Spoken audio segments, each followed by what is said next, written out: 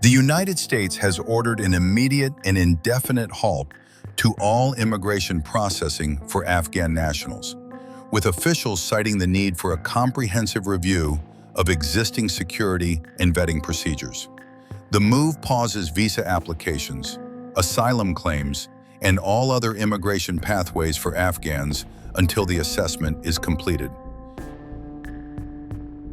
The announcement came after 2 National Guard personnel were injured in a shooting near the White House on Thursday, allegedly carried out by an Afghan national.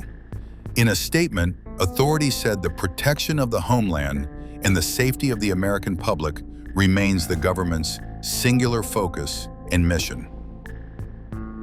U.S. President Donald Trump on Wednesday identified an Afghan man who fled the Taliban as the suspect in the attack on the 2 National Guard soldiers, calling the incident an act of terror. Fellow Americans, earlier today on the eve of the Thanksgiving holiday, 2 members of the National Guard serving in Washington, D.C.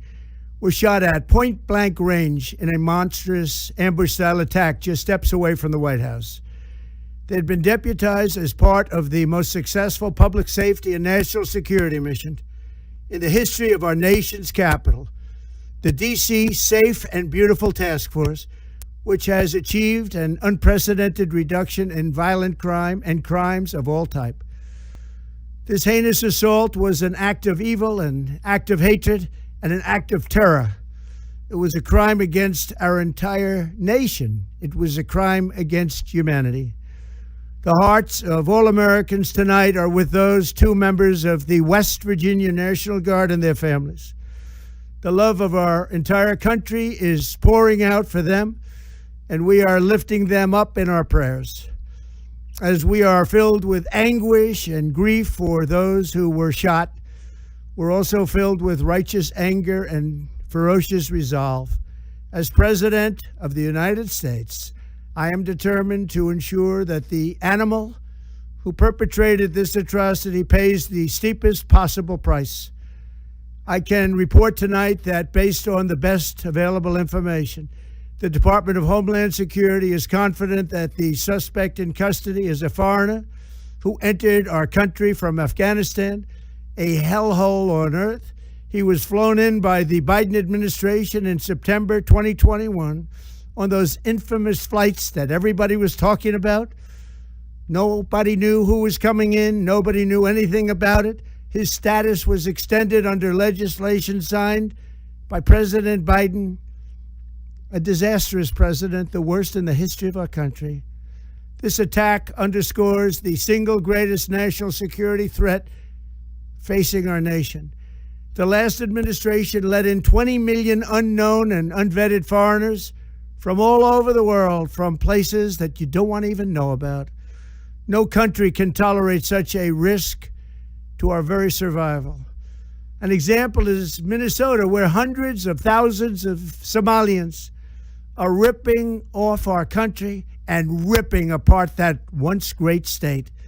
Billions of dollars are lost, and gangs of Somalians come from a country that doesn't even have a government, no laws, no water, no military, no nothing.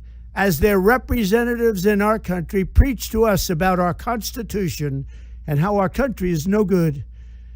We're not going to put up with these kind of assaults on law and order by people who shouldn't even be in our country.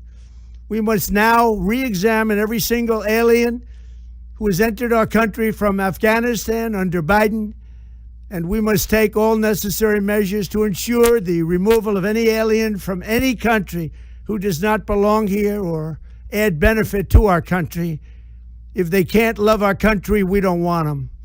America will never bend and never yield in the face of terror. And at the same time, we will not be deterred from the mission these service members were so nobly fulfilling. That is why tonight I can announce that I have directed the Department of War to mobilize an additional 500 troops to help protect our capital city. We will make America totally safe again, and we will bring the perpetrator of this barbaric attack to swift and certain justice if the bullets going in the opposite direction haven't already done that. During this time of the year, when we gather at home with loved ones, these two patriots were wearing the uniform of our country, patrolling the streets of our capital. They had taken a selfless oath to defend our nation against all enemies, foreign and domestic. And that is exactly what they were doing when they were gunned down in a savage attack. I want to express my extraordinary gratitude to every member of the United States military who is deployed tonight at home and abroad. I also want to thank the Secret Service and the D.C. Metropolitan Police Department for their work today. This Thanksgiving, I ask every family to say a prayer for the two great heroes who were so horribly shot, and for their loved ones. Please say a prayer. May God bless them and comfort them, and may God bless and protect the United States of America. Well, I was headed to get lunch, and I got up to 17th and I Street and was going to take a right. And as soon as I got 17th and I Street, we heard like rapid gunshots. So myself and other people started to run back down I Street. There were also like a UPS truck that like was speeding by too. And we got about halfway down I Street towards 18th, and we stopped because everything was quiet. So we thought maybe it was construction going on. No, it certainly didn't sound like that. But then we started walking back, and then we heard more gunfire. So we ran down the street, and then about a minute later, we still weren't completely convinced that it was gunfire. So I walked back to the corner, and I only saw one police car there, so I figured it couldn't be anything. So I walked up and I saw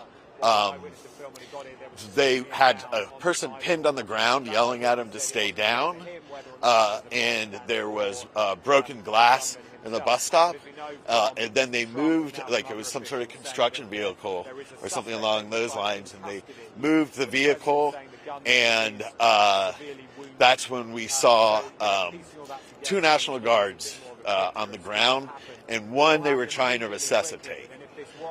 And then at that point, it was still even a couple of minutes before there was any response. Like they didn't have anything closed off, and it was kind of surreal, to be honest with you. And it took us a couple of minutes to realize how serious the situation was.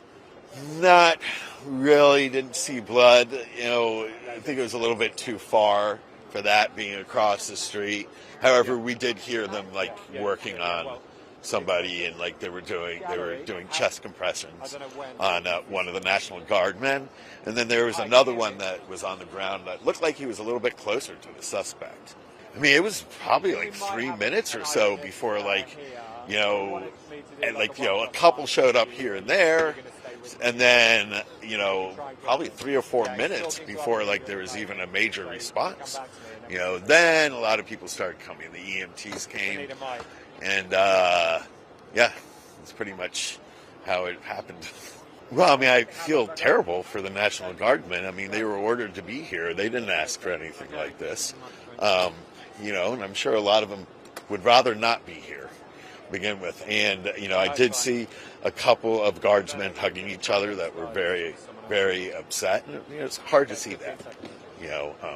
One of their colleagues, I guess, was, injured so badly. I mean, it's going to bring a narrative, and I'm a little bit concerned that, this city is going to have much more of a military presence and much more of a police presence.